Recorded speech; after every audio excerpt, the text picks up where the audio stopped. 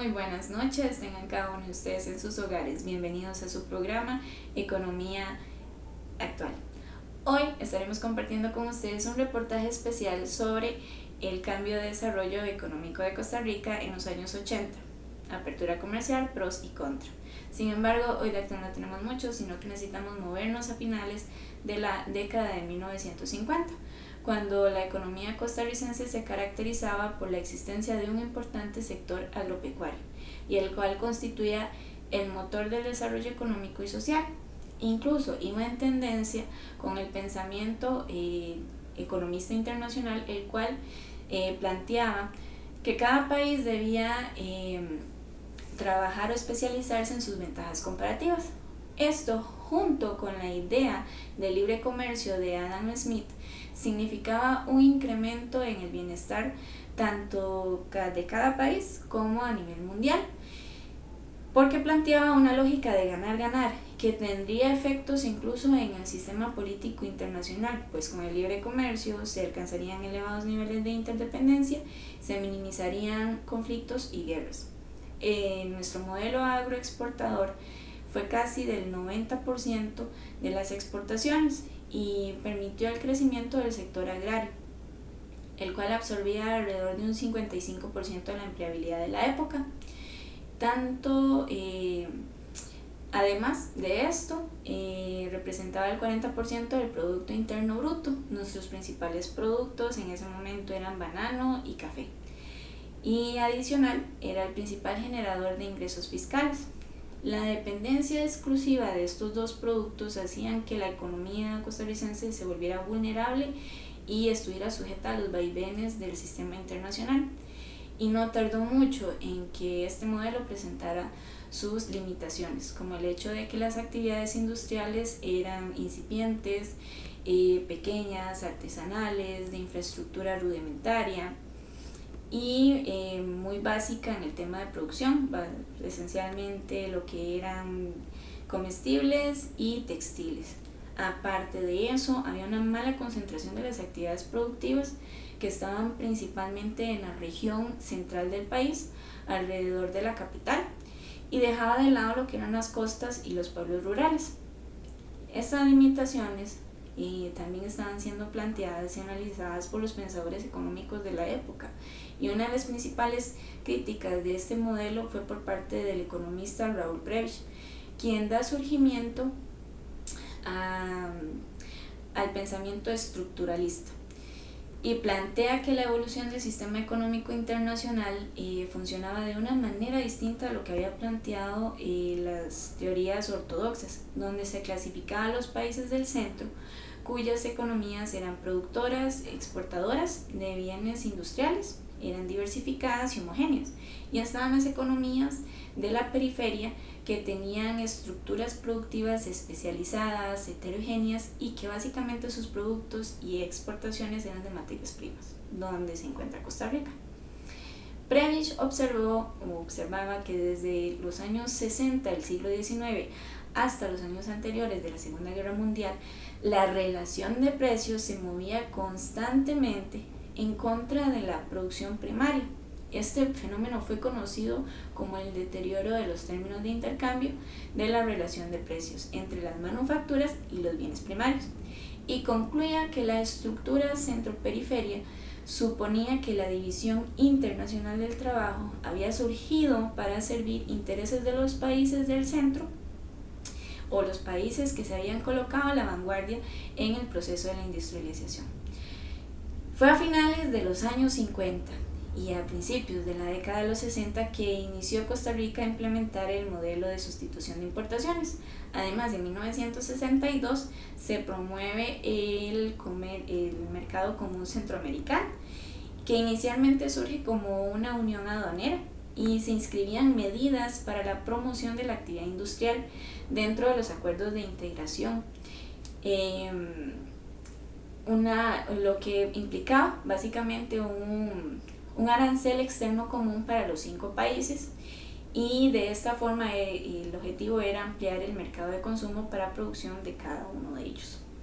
Con este esquema, lo que se buscaba era desarrollar lograr altas tasas de crecimiento para las actividades industriales, una mayor eficiencia en la producción por medio de la instalación de empresas con mayores escalas e incrementar las tasas de empleo, elevar la productividad, los salarios y que se obtuviera una reducción de la pobreza y una mejor distribución de los ingresos. También se dio la expansión del aparato estatal, que constituyó otra característica muy importante de la tasa de crecimiento, donde se pasó del 6% en 1950 a un 19% en 1983. En general, podemos afirmar que el modelo de desarrollo y de sustitución de importaciones daba una gran importancia a la vida nacional y también propició la transición de una economía rural a otra más moderna. Se privilegiaban las actividades secundarias y terciarias. Sin embargo, esto nos lo explicará Franklin en su parte. Muchas gracias, Rocío. Y para continuar en nuestro programa Economía Actual y el desarrollo de nuestra nota acerca del cambio de modelo de desarrollo de Costa Rica durante la década de los 80, es importante hablar del tema de la crisis de la deuda. Y es que el modelo de sustitución de importaciones, a pesar de los resultados positivos, algunos aspectos del desarrollo costarricense no resultaron sostenibles e incluso contribuyeron a profundizar los desajustes estructurales, en particular la dependencia y la vulnerabilidad externa. Es así como al finalizar la década de 1970, una combinación de fenómenos, unos estructurales y otros coyunturales, unos internos y otros externos, se juntaron para producir la peor crisis de la economía costarricense. Tres factores externos tuvieron gran importancia para precipitar la crisis económica costarricense. El shock del petróleo, el primero en 1973, el segundo en 1979, la recesión mundial en inicios de los años 80 y el deterioro de los términos de intercambio. Todo esto durante una turbulenta política que afectó a Centroamérica a finales de la década del 70, además de un contexto de Guerra Fría que repercutía a nivel mundial. Posteriormente, en agosto de 1980, desde agosto de 1980 a mayo de 1982, la moneda nacional se devaluó cerca del 600%. La estructura de la deuda externa se transformó, incrementando la solicitud de préstamos a corto plazo, dada la urgencia de financiar importaciones esenciales.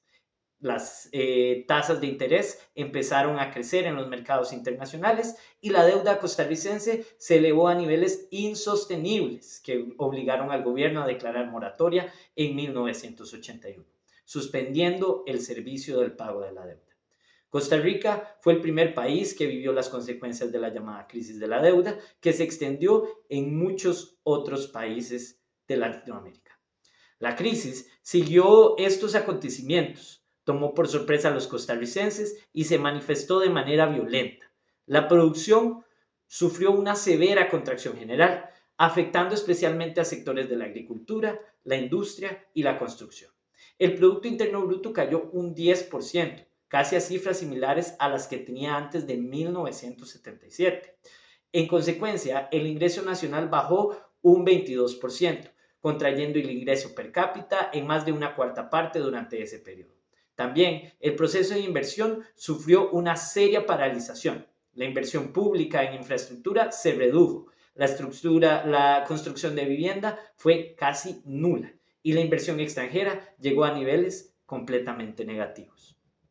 También se dio un incremento general y acelerado de los precios. El índice de precios al por mayor aumentó un 100%, provocando la reducción en la actividad económica y un aumento en la tasa de desempleo, llegando a 9,5% durante 1981. Este proceso inflacionario dejó importantes secuelas, modificando las estructuras de costo para la producción de bienes y reduciendo los ingresos reales de los trabajadores cerca de un 45%.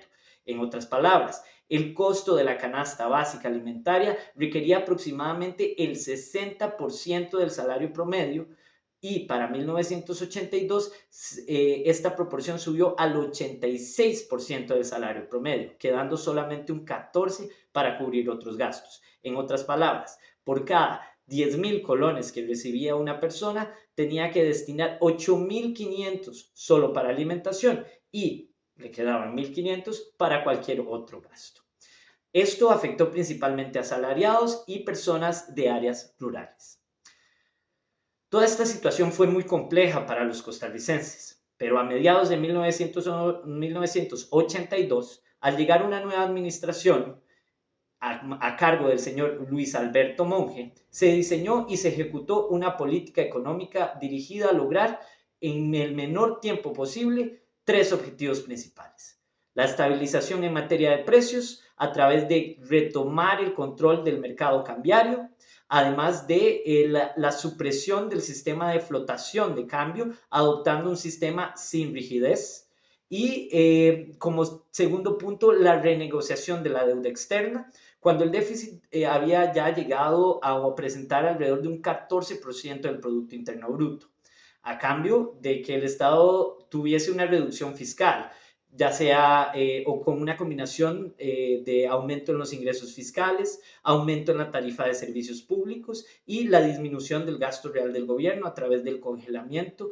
de plazas o empleados públicos en el sector público, logrando para 1984 que el déficit se contrajera un 2,5% del Producto Interno Bruto. La tercera reforma que implicaba este nuevo sistema a partir de 1982 fue la reforma política al recuperar el crecimiento, donde se incrementaron los salarios reales en un 20% para 1983 y un 10% para 1984. Así estimular la demanda interna y la regeneración de los niveles económicos anteriores.